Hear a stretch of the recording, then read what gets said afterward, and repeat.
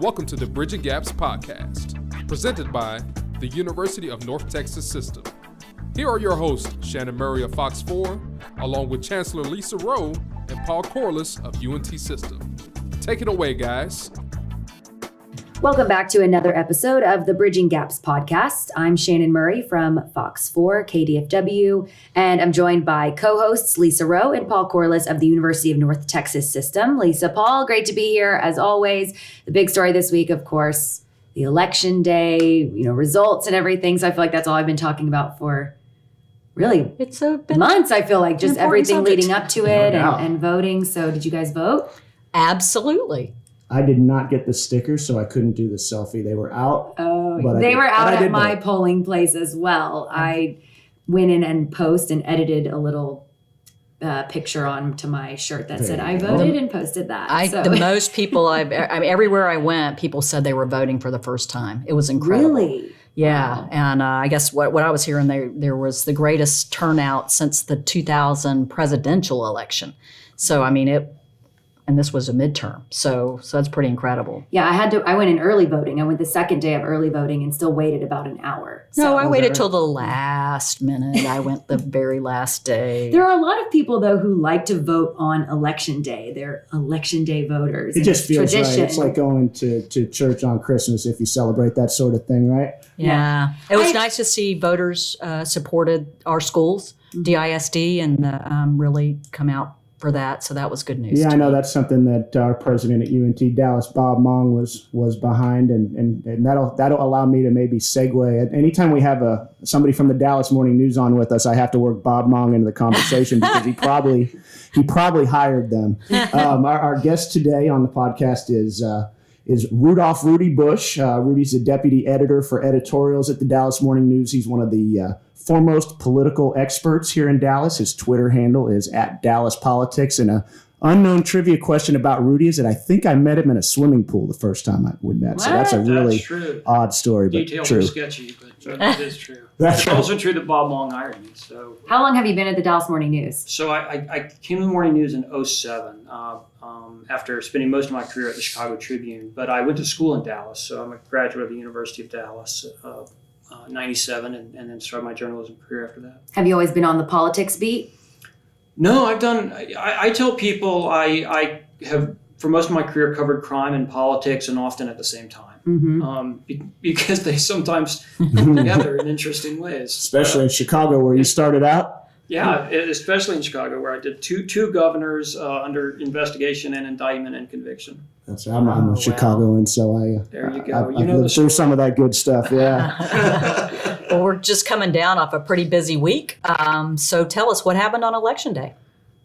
Wild day, right? The first story I think is the one you already touched on, which is just the droves and droves of people who came out and went and voted and went and participated, and that's encouraging. No matter what you take away from your politics, it's just great to see the fact that people cared, they were impassioned about it, and they sort of directed their passion in the right way, which is getting to the polls. But what happened in terms of the outcome, I think, what wasn't terribly surprising to those of us who were carefully following the sort of political shakeout that was going to happen. We thought that Democrats were going to get the House. They did. We thought it would be really tough for them to get the Senate. They didn't. I think if I'm a Democrat, I have reason to be disappointed after Election Day. If I'm a Republican, I have reason to be relieved. But if I'm either, I didn't have a right to expect things to be that much different. Do you think this means there's a little more balance? There's more of both sides now being seen? Yeah, absolutely. Look, being a political party totally out of power in Washington is a terrible place to be. You just have no leverage really whatsoever, except for the scraps of leverage that you can perhaps get from procedural maneuvering. And we see a lot of that now in the Senate, right? Mm-hmm. But when a political party is in the position that it was in for the Democrats, say, during the Kavanaugh nomination, that's when you really see the sort of desperation politics that I thought we got to towards the end of the Kavanaugh confirmation process. And it's going to be a lot different circumstance with one of the houses of Congress in the hands of the other political party. They're going to be more effective and probably less toxic ways for the other party to express their will, and hopefully more compromise. And what we wrote in the Morning News the other day was, look, what we want out of this year of Congress is one serious piece of bipartisan legislation, whether it's immigration, whether it's health policy, something that we can look at as a country and say, okay, we kind of, nobody got the full loaf, but we got some progress. And We met in the middle. We met in the middle, or we at least found areas where we could be in the middle.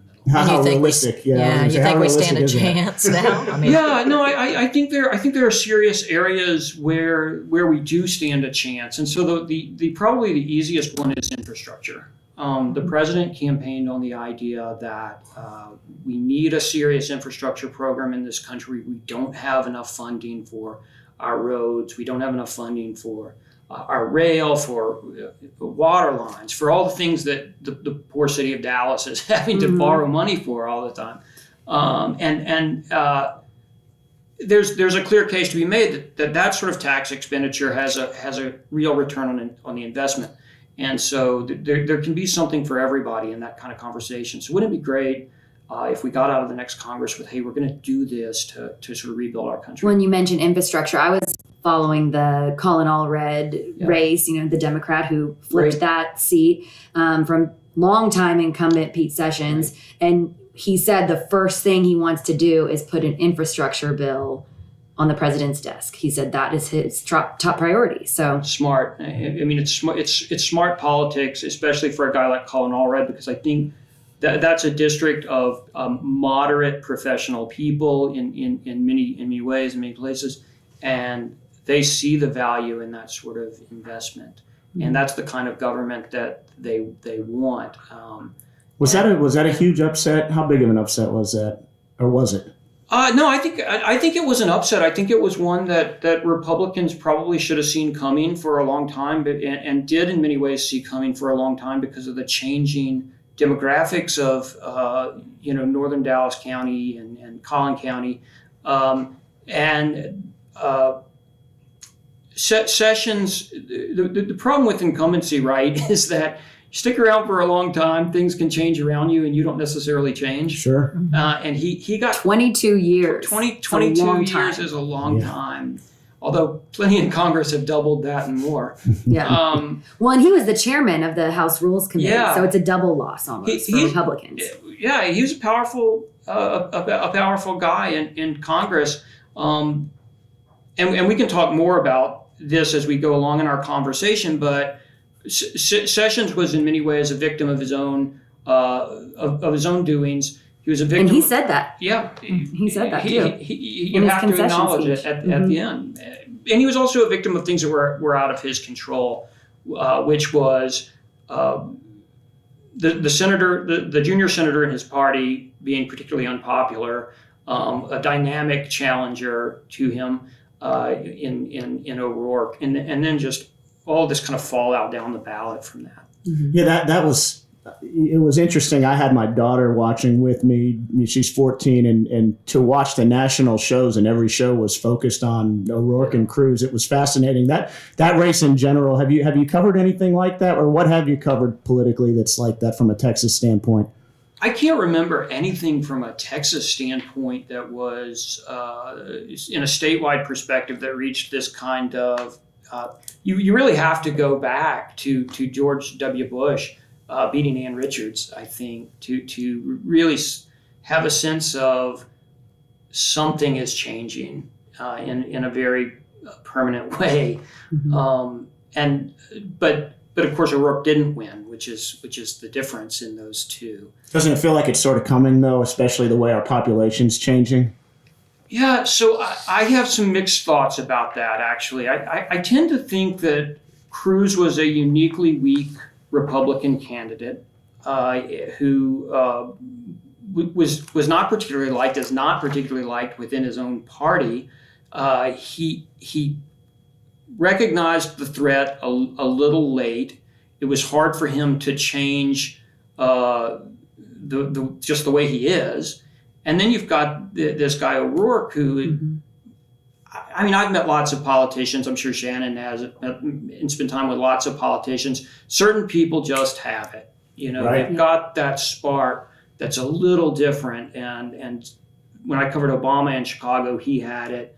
That was exactly the comparison. Yeah, I mean, O'Rourke even sort of mimics Obama's cadence and movement in maybe odd ways. But Clinton had it. I think George W. Bush has it to a certain degree, where they just put you at ease and you're comfortable right away with these guys. So if you're a Cruz and you've kind of got this baggage that you're carrying into something and you're facing an O'Rourke, that's a different dynamic than, say, a normal race featuring, let's take John Cornyn, the senior senator, as an example. Cornyn versus your average Democrat. You're not going to see the same dynamism in a race. So what's next then for Beto? I mean, so many people have been saying, oh, Beto 2020, but he's said he does not want to run for president. So, I mean, are you looking at where does he go from here with so much momentum? It's hard to not have an elected office and to maintain that kind of that kind of status in a political party. But let's imagine that a Democrat is elected president in 2020. I would see him as a senior administration official, potentially a cabinet appointee. Somehow get him back on the stage and back in the light, because he's proven to you that he can raise money by the fistful. And there's nothing a political party likes more than fistfuls of money. Yeah, that was fascinating as they talked about him raising money and where it was coming from. Was it all from Texas? Was it coming from Hollywood? If you ask a Republican, it's all from the California, New York liberals. Right. It definitely wasn't all coming from grandma and grandpa in Texas, I can tell you that. It was coming from all over the country. I think it's to his credit that, at least directly into his campaign, he wasn't going to take PAC money. Now, of course, his campaign was bolstered by PAC money through sort of outside organizations, but look, he raised a ton of money from individual donors, and at the end of the day, I don't think it matters that much whether it spends the same. And you can attack him and say, well, that came from San Francisco or whatever. It still buys the same number of ads. Right. What about the Beto effect? Do you think there was a lot of that you saw where there were some Democrats being elected, maybe because he brought so many Democrats to the polls? Yeah, absolutely there was. I mean, you can just look, no Democrats were elected statewide, but some of the Republicans who held on by the skin of their teeth, and in ways that they shouldn't have had those fights.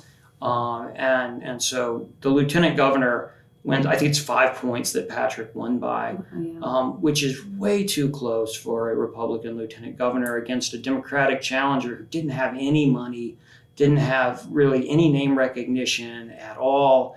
In 6 months, I'm sorry, Mike Collier, it's probably true. We aren't going to remember your name. Prove me wrong. So that's all the Beto effect. But I think it's also an example of here's the problem with political power and probably power in general, is that if you have it too long, you get greedy and you use it in ways that people start to resent.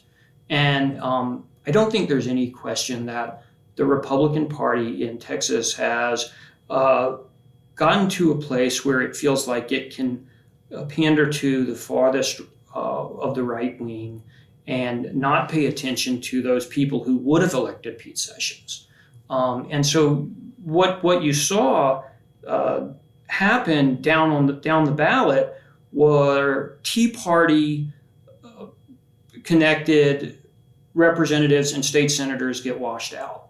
So Connie Burton, who, if you're unfortunate enough to have to be on political Twitter like I am, then you know Connie Burton has a sort of caustic Twitter file or whatever in the state Senate. She's gone. Don Huffines is gone. Matt Rinaldi is gone. These folks who were brought up in the sweep of the Tea Party in Dallas County and in the suburbs of Dallas are no longer, not only have you lost the Tea Party here, you've lost a Republican seat because you just had to have the farthest of the far right. It wasn't enough to have a conservative. It had to be somebody on the extreme. And Jason Villalba, who was a moderate conservative, he lost in a primary to Lesa Roe, who promised to be much more conservative than Villalba. Well, Lesa Roe lost on Tuesday, and there's another Republican seat that's gone. So there are consequences for trying to take too much of the pie. And we published an editorial this morning saying, look, Republicans need to pay attention to that. If you get greedy, there are consequences, and the electorate will let you know it every time. Where were you on Tuesday? I was in the office. Yeah, I was starting early and going late. And just are you sort of in charge of all the coverage, supervising who goes where and what's going on, monitoring it from above, sort of? So my role is I'm in charge of the editorial writers, which is the sort of institutional opinion of the paper. So we have a group of writers who are dedicated to telling you what we think and hoping you'll think like we think.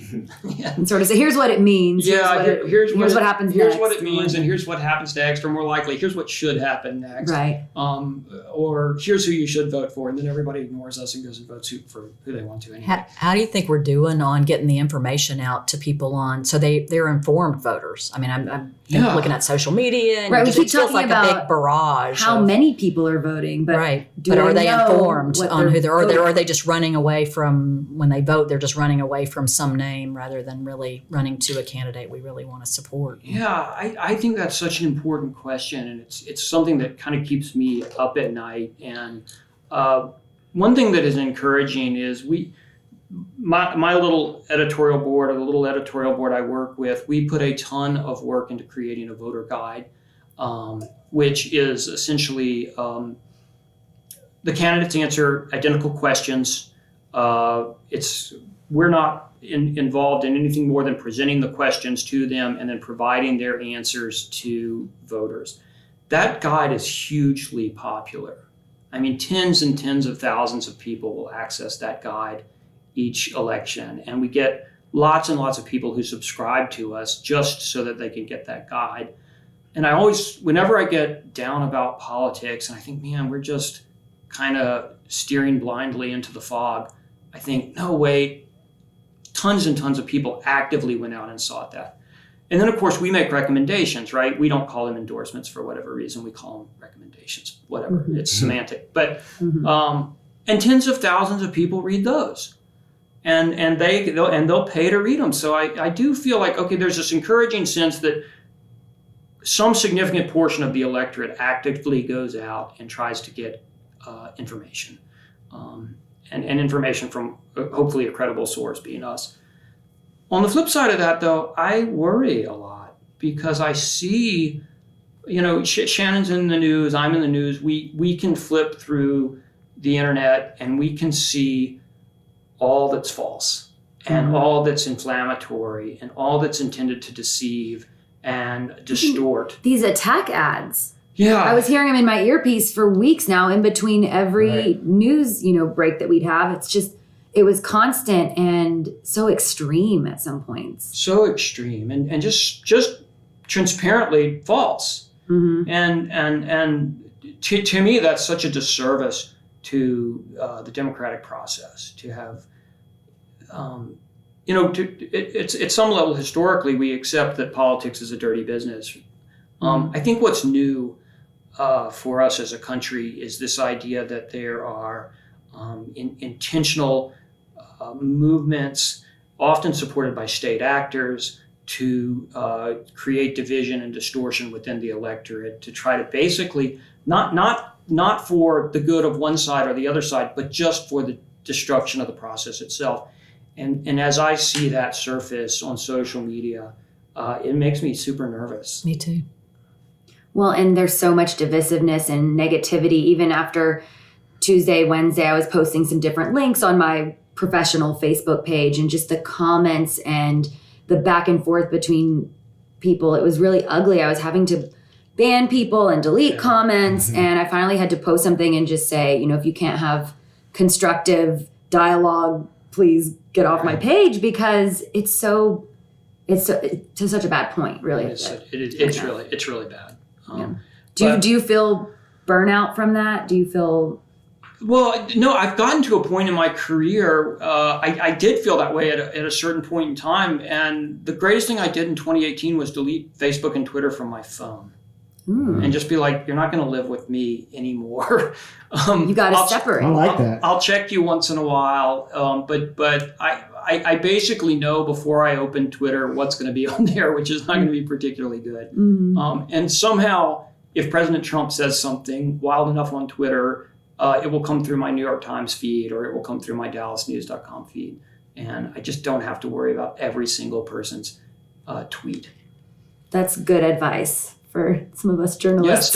Stay sane. I think are feeling the burnout. Yeah. It is so bad. Well, it's led to this record voter turnout, but it's also led to these angsty feelings that people have with one another. And in our neighborhood where Rudy used to be my neighbor, there were fights over what signs you had in your yard. People were my taking next other door people's app signs. was full of talk about the signs. Right. Definitely. So, and the holidays are coming up, so people can look forward to those conversations with their family members around the Thanksgiving table. Yeah, those are scary in my family. All right, so we are going to take a quick break, and then we will be back to talk more about some of the local elections that are coming up with Rudy. So we'll be right back. Together we. Like the Tower Green to celebrate victory. Together we are building Dallas's emerging urban university. Together we are finding ways to fight Alzheimer's disease. We are the University of North Texas, the UNT Health Science Center, and the University of North Texas at Dallas. Together we are the UNT system. To learn more about the UNT system, visit untsystem.edu. Welcome back to the Bridging Gaps podcast, presented by the University of North Texas System. Here are your hosts, Shannon Murray of Fox 4, along with Chancellor Lesa Roe and Paul Corliss of UNT System. Take it away, guys. Welcome back to the Bridging Gaps podcast with Lesa Roe, Paul Corliss, and me, Shannon Murray. Our guest this week is Rudy Bush, the deputy editorial editor and political expert for the Dallas Morning News. That's on your business card, right? Right. I have a tattoo, actually. So, Rudy, tell us about what does all of this mean this week at the state level or the regional level? Yeah, that's a question that I don't know the answer to yet, and how the legislature reacts, particularly how the lieutenant governor reacts, I think is going to be important to giving us some insight in that. If I were him, and I most certainly am not, I would be a little bit humbled by the electorate's reaction in this last election Tuesday, because I would be looking around at the state Senate and seeing that there are fewer Republican faces, and I would be looking at the state house the same way. And if your party is sort of in retreat a little bit, it's a good time to check your game.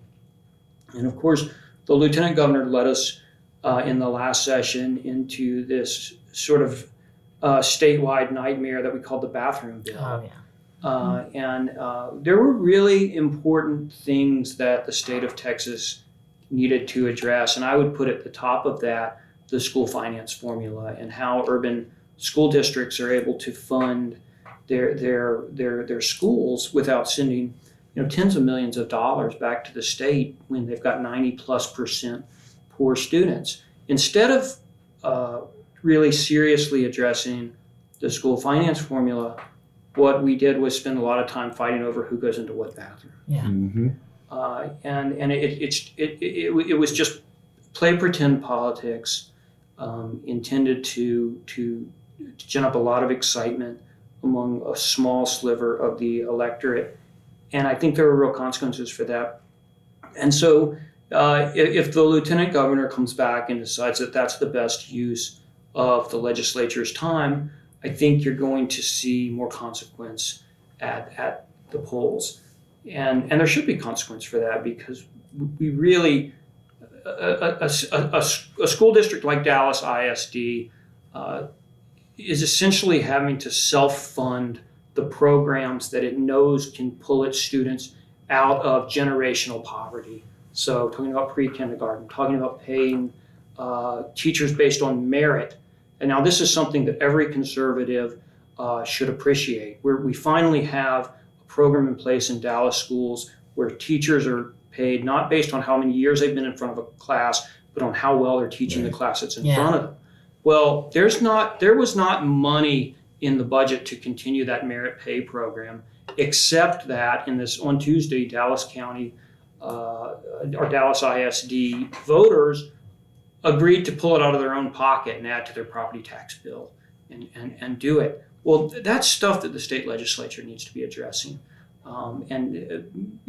Everyone's familiar with the sort of Robin Hood term, right? That so-called rich districts send money to the state, which is ostensibly to help poor districts, but in fact just goes to the state for its own purposes. Well, Dallas, of course, is a quote-unquote property-rich district because, sure, we have uptown, we have downtown, and we have some really nice values here. But that hides the fact that we've got an incredibly poor school populace, that we don't have the funds to educate. So I'm hopeful that this will be an awakening. I'm hopeful that this will be a time when we get back to the serious business of governance in the state and away from the kind of sideshows that have defined our legislature. Yeah, amen. So let's talk about May, the Dallas mayoral election coming up, kind of the next big thing on a lot of people's radars. What's the timeline for that? Who do we expect to see on the ballot? What are you hearing? The timeline is short. So we're going to jump, sort of from the fire into the fire pan, if that's any cooler, I guess. People are going to start filing for officially filing for mayor after the new year. As of right now, there's only one person who has officially said he's in the race, and that's Albert Black. He's a longtime businessman here in Dallas. He's a guy who's been kind of talked about for mayor for years and years and years. And I think the question will be, there was a time probably 10 or 15 years ago where Albert Black was much better known. He was and still is in many ways a leading citizen, but he was just much more at the fore of the public consciousness, I think. So the question would be, okay, can Albert Black kind of bring himself back to that place amid other potential candidates who are better known right now? And a few who get talked about a lot are Jennifer Gates, who is the daughter of Roger Staubach and the council member from the Preston Hollow area, Scott Griggs, who is a longtime council member from Oak Cliff, who would be sort of what we would think of as the traditional sort of oppositional candidate, that is, the candidate who has ideas that maybe aren't in alignment with, say, the traditional business interest in Dallas. A person who's talked about a lot is the former city attorney Larry Casto, who is a guy who knows city government inside and out, is very well regarded within City Hall, but isn't necessarily that well known outside of City Hall. Typically in these races to replace a mayor, we will have a ton of candidates at the front end. There will just be a lot of people who will put their name in the hat, kind of hoping that they scratch through to the runoff and maybe land themselves as mayor of Dallas. What's your gut tell you? Do you have any guesses on, if you were handicapping the race, so to speak, knowing that you don't know the horses running in it, what would be your gut guess?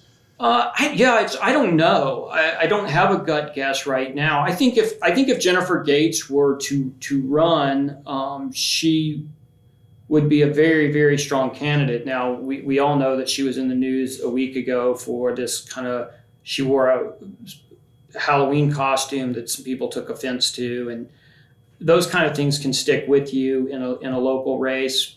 That will come back to haunt her. Yeah, she did a good job of owning it and Yeah. saying, look, right away. it wasn't my intention. I realized it was a bad move, and I think it's always good when you own those things. You have to. Yeah, get out in front of it to the degree that you can. But it was a stain on an otherwise stainless career. I frankly, this is the one gut feeling I give you. I don't think she'll run. I just don't think she's dying to have problems like that. Her family has a ton of business interests, both her husband and her father in Dallas, that cause her to have to recuse herself quite a bit from votes. And there's just this kind of natural conflict of interest appearance that I've known Jennifer Gates and her work for a long time, and I don't think that there would ever be any actual conflict that she would engage in. But just the appearance alone is difficult. So, whether at the end of the day she decides it's just all too much baggage, I kind of think she will. But I'm wrong all the time about politics for an expert. Well, can you talk about the legacy of Mike Rollins and? Yeah. So I was thinking about this. He was the previous guest in your seat. By the way, big seat to fill. I've had to follow him more than once in my career. I think Rawlings is going to have a very positive legacy as the mayor of Dallas. First of all, not that many people have ever served the full 8 years. It just isn't that common for mayors to stick around for 2 full terms. Tom Leppert didn't do it. He ran for Senate. Ron Kirk didn't do it. He ran for Senate. As you can see, being mayor of Dallas is not the greatest launch pad for becoming senator of Texas.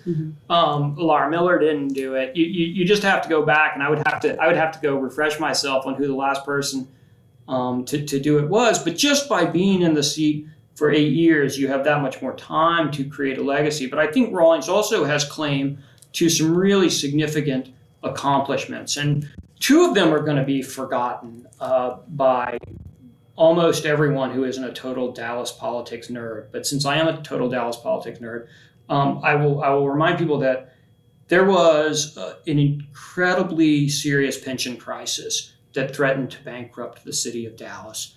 And this was that we had basically overpromised pension dollars to our public servants, to our first responders, and had gotten ourselves into essentially a $1 billion+ hole if we were to actually sort of have to pay that bill. And so Rawlings, with State Senator Royce West and State Senator Don Huffines, actually worked through a compromise in the state legislature that got us out of that disaster and put us back on solid footing with our pension. In addition to that, there was a separate track running where there were these potentially multi-billion-dollar lawsuits that police officers had filed based on I think it was 1974 referendum that gave them step raises. And had they successfully sued the city of Dallas, that too could have bankrupted the city. And Rawlings settled that. I think the number that sticks in my head is $317 million, but don't hold me to the exact penny, which is not cheap, right? $317 million is a lot of money for a city, but it got us out of the higher risk. Let's add to that Clyde Warren Park, the downtown parks, the AT&T headquarters a deal, and the expansion of AT&T in downtown Dallas, UNT Dallas, UNT Law School. UNT Dallas College of Law. So this is a great place to mention those really important accomplishments. In South Dallas in general, really. That's right. Absolutely. We talked a lot about that with him. Oh yeah. And that's to me that's a more complex legacy for him because he did make Grow South his signature initiative, and there are plenty of things that we can point to that are important accomplishments. At the same time, we have to acknowledge that remains an area of very deep poverty and lack of development. But just by persistently highlighting Southern Dallas as an issue and an opportunity, I think Rawlings did a great deal of good. I was reading as we were getting prepared for this show, and the other three things that I read about that he would maybe get some credit for legacy wise. You can tell me what you think. Yeah. The toll road discussion by the river, right? Mm-hmm. The privatization of Fair Park, Yes. and the downtown shooting that we had a couple summers ago. Those three things, whether he was responsible for good things or not, those were things that whoever wrote the story, I can't remember who it was, said that those would probably be associated with his legacy in a positive way. I think that's probably fair. Let me start with the shooting. That was, for those of us who lived it and were in downtown that night. Yeah. It's sort of unthinkable what happened even now, unimaginable, and so we needed solid leadership, and we got it from Rawlings, and we got it from David Brown. Right. Mm-hmm.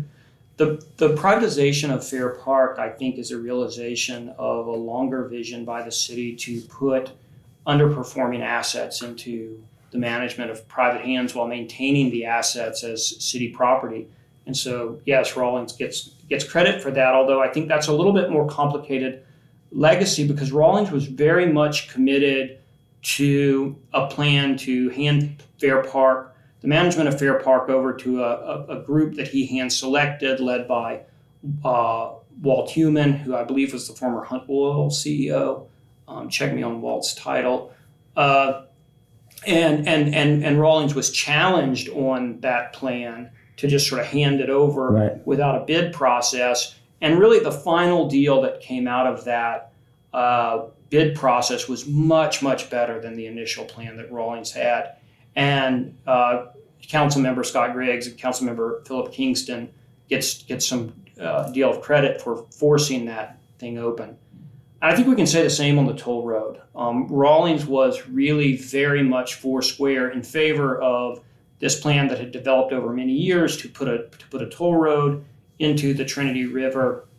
And this was an area where Rawlings and I really had a great deal of opposition when I was originally on the editorial board, because I felt like there is plain and honest opposition to putting a highway essentially into the riverbed.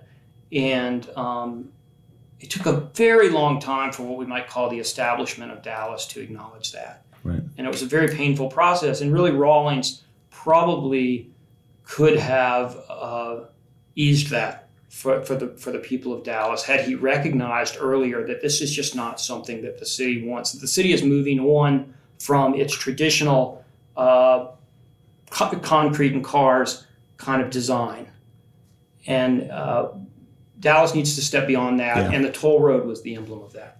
Yeah, that's we've had guests in our building, Lisa, when we had Downtown Dallas Inc. talking about becoming more urban and walkable and public transport. Yeah, they have a whole different vision going forward. Yeah, so. I had an elementary question I wanted to ask because I mentioned I'm not from Dallas originally, and it took me a while to get my arms around sort of the government structure and what the mayor's role really is. Can you elaborate on that and sort of explain our council mayor form of government a little bit? As I think there's some people that don't totally understand who does what. Can I give you my favorite history lesson on Dallas? Mm-hmm. So it is a true fact, as we say in the news, that Dallas, Texas is the only major U.S. city that was ever entirely governed by members of the Ku Klux Klan. Every elected official in early 20th century Dallas was a card-carrying member of the Ku Klux Klan. Wow. And the city had really turned itself over to extreme extremist and racist, and it was actually the founder of my newspaper, George Bannerman Dealey, who realized this is going to destroy Dallas. This will be the end of our city. The State Fair of Texas at that period of history actually had a Klan Day. Right. That's unbelievable. And so George Bannerman Dealey. So at the time, if every elected official was a member of the Klan, the mayor and the council were all members of the Klan, right? So was the sheriff, so was the district attorney. So Dealey wanted to run the Klan out of town. And so at that period of time, there was really a lot of academic thinking around what is the best form of governance to manage a city. And certain cities were experimenting with what they called a strong manager, weak mayor form of city that created what was a professional bureaucracy that would run the city, and then a kind of council of elders or advisors who would their power would largely be in the hiring and the firing of the senior members of the bureaucracy. Right. So Dealey pushed for a charter movement to change the form of governance in Dallas. He was successful. In that success, he chased the Klan out of elected office and instilled what we have now, which is this city manager form of government, which is often known as weak mayor. Right. And so what that means is that the chief executive of the city of Dallas is not the mayor, it's the city manager. The city manager is the person who creates the structure of the bureaucracy, who presents the budget, has the power to shift resources around so long as that's approved by council. And so it's incorrect to say that the mayor is just a symbolic position, even though the mayor is just one of 15 votes on the council, because the mayor in Dallas traditionally holds a very strong position as a leader of the business community. Mm-hmm. And so from that perch can exercise power that isn't necessarily written into the charter. But just by terms of the charter, the mayor has really very little ability or power over and above a council member. Does that that's helpful, because the first time I heard that was actually we were doing a reception here with the city manager, T.C. Broadnax, when he was hired. He's a UNT alum, and I think I was back in Dallas maybe for a year, and I didn't understand the dynamics, so I just thought it would be helpful for our listeners. Yeah, it was helpful. Well, I'm from here, and for me. I work in the news, and I didn't know the background of. It's really interesting. It's a fascinating story how we got to where we are. Well, shifting to higher ed is, kind of near and dear to my heart and Paul's heart. Right. So tell us about being the director of journalism at the University of Dallas. Well, that's my side gig. I was curious about that. Yeah, so I went to UD as I mentioned earlier, and when I came back to Dallas, I just kind of reached out to my alma mater and said, hey, if I've been in journalism, I've done some things that I think are neat. If you ever want me to come talk to some classes, I'd love to do that. And so the guy who was running the journalism program asked me to come out and talk to him. And like within a couple of weeks, he was asking me, would you mind just taking this over? He was in his middle 70s and was ready to totally retire and go enjoy his grandkids. And I was like, no, I have a job. I'm not going to do that. So I think he asked me for 3 years and finally convinced me that I could do that and do the morning news thing. And so I've been teaching. This is my 5th year. It says I'm the director of journalism. I am the journalism department. It's just me, so it's not that fancy. And I have very, very bright students who are really dedicated to putting out a weekly student paper, and it's a lot of fun. It's something I never expected I would do, but it's neat to be able to pass on the journalism thing. Do the students do broadcast, or is it all? It's all print? It's all print. I mean, we're a little liberal arts college. It's very dedicated to like studying philosophy and English literature, or some. I mean, we have a very robust science. Do you still go to Rome for a year? Still go to Rome for a semester. Yeah, semester. I knew that was part of the deal. There's a big campus in Rome, and like UD is one of those weird places where you can still go and hear people speaking Latin and Greek. It's like everyone is bought into the Brainiac program. And then we put out this little student paper, and it's fun. It's cool. Do you see any of your former students then coming on to the Dallas Morning News and working? Yes. In fact, I've had 3 students who have been locally really successful. So Claire Baller is now the real estate reporter of the Dallas Business Journal. Sarah Coelho, who was the editor-in-chief at my little paper, is on the breaking news desk. Mm-hmm. And then Natalie Gimple, who was my student, is the arts editor for D Magazine's arts online arts deal, which I can't not front row. I can't think of the name. Forgive me, Natalie. But congratulations. You must be so proud to see your students. I am proud. Well, I was going to ask, and I have a journalism degree from the mid-'90s, right? And Shannon, you have a journalism degree from far after the mid-'90s. Rudy, you're probably more in my ballpark. I was curious how much teaching journalism or a journalism degree has changed from the time, Rudy, when you and I were in college versus today. Yeah, so I don't have a journalism degree. Oh, you don't? Did they have a journalism degree? No, they have a concentration, but I never wrote for the student paper. I never took a journalism class. I was an English literature guy all the way, and I got out and realized poetry probably won't pay my my bills. So and journalism will. Journalism barely will. I think that look, the world of journalism has changed, right? And it's hard to. I got into journalism in the late '90s, like you did, and the story I tell is when I started at the Chicago Tribune, they handed me an American Express card and they said, "Don't cheapen it." I mean, there was money, like ridiculous money in journalism. I wasn't making that kind of money, but it was there. They were supporting. They were supporting it, and there were 27 foreign bureaus, and it wasn't like unreasonable to think I could go be the Cairo bureau chief or something.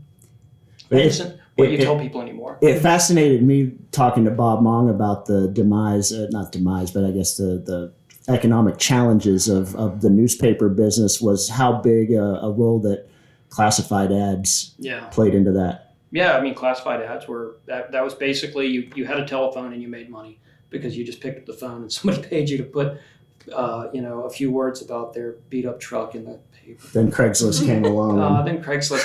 And, look, clearly our resources have diminished, and I don't think the lament is for us, whatever, that's, it's a job at the end of the day. But I think the lament for me, or the worry for me, is how much does that amplify what's false and what's